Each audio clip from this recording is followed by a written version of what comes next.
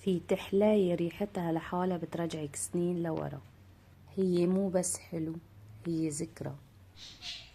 اليوم عملت الهريسة بالطريقة القديمة، وبآخر الفيديو رح أفرجيكن الحركة الصغيرة اللي كانت أمي تعملها، كانت تخلي طعمها مختلف تماما. الهريسة عنا ما كانت بس تحلاية،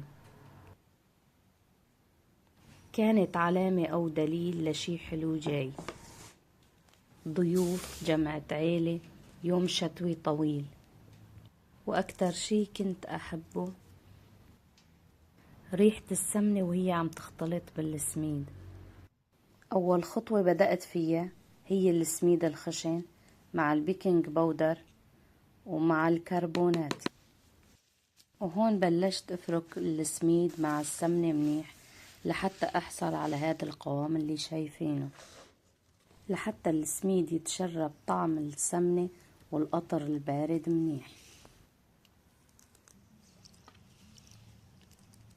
وبعدها بدوب السكر مع المي منيح وبضيفهم فوق السميد.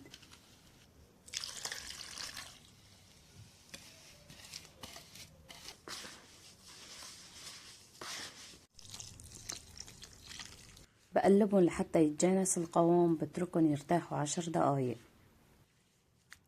والحركة اللي اعتدنا عليها كلياتنا من أمهاتنا، جهزوا الصينية قبل ما أخلص المكونات لتكون الصينية مدهونة بالسمنة وجاهزة.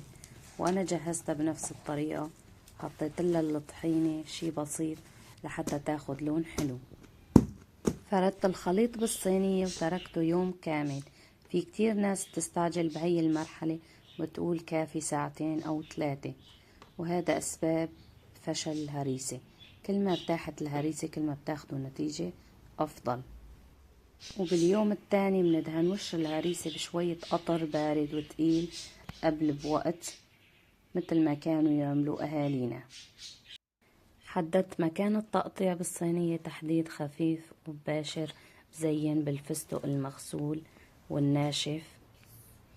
استنوا قبل ما تدخل الفرن، في شغلة صغيرة كانت أمي تعملها، هي اللي تخلي كل اللي يدوقها يسأل مين يلي عمل هالهريسة. السر مو بالمكونات ولا بالقطر، السر بحركة صغيرة رح أعملها بعد شوي قدامكن، لأنه هي اللي بتعطي الطعم الحقيقي القديم. جهزت الصينية ودخلتها على الفرن المحمى مسبقا وشغلت من تحت، وجهزت القطر لحتى يغلي. بعد ما احمرت الصينية من تحت قطعتها ورجعت دخلتها على الفرن، شغلت عليها من فوق، وهي المرحلة القطر عم يغلي. بتتذكروا الحركة اللي قلتلكن عليها؟ هي الهريسة سخنة وأنا عم ضيفلها السمنة العربية. هي اللمسة الصغيرة هي اللي كانت تخلي طعمها يعلق بالذاكرة. بصراحة أنا وصغيرة ما كنت حب الهريسة كتير، بس أول مرة دقتها بهي الطريقة عرفت ليش الكبار كانوا يحبوها كتير. مين بحبها طرية ومين بحبها محمرة أكتر من هيك. في ناس ما كانت تحب الهريسة، بس بعد أول لقمة من هالطريقة صاروا يطلبوها كتير. الهريسة مو بس وصفة، هي طعم بيفتح باب ذكريات قديمة، وكل بيت كان له طعمته وله لمسته الخاصة. وهي كانت طريقتي ولمستي الخاصة اللي شفتوها. إذا حسيتوا بالجو لا تنسوا الاشتراك، لأنه لسه في وصفات كتير، ورا كل وصفة في حكاية.